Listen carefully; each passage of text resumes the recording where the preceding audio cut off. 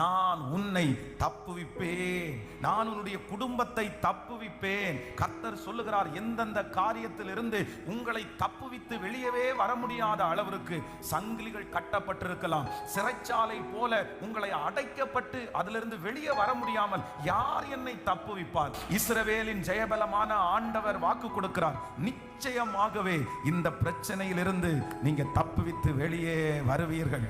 இந்த சூழ்நிலையிலிருந்து ஆண்டவர் உங்களை தப்புவித்து கொண்டு வருவேன் என்று கர்த்தர் வாக்கு கொடுக்கிறார். நான் எப்படி தப்புவிப்பேன், எப்படி தப்புவிப்பேனே எனக்கு தெரியலையே, எனக்கு விரோதமா இருக்கிற சூழ்நிலை அவ்வளவு பெரிது, ஐயோ யாராலும் தப்புவிக்க முடியாது, நான் ஒரு பெரிய முதலையினுடைய வாயில சிக்கினது போல நான் சிக்கிட்டு இருக்கிறேன், நான் சிக்கிட்டு இருக்கிற அந்த சூழ்நிலை வித்தியாசமானது, யார் நினைச்சாலும் என்ன தப்புவிக்க முடியாது, யார் உதவி செய்தாலும் என்ன கை தூக்கி எடுக்க முடியாது. ஆனால் இன்று கர்த்தர் கிருபையாய் வாக்கு கொடுக்கிறார்,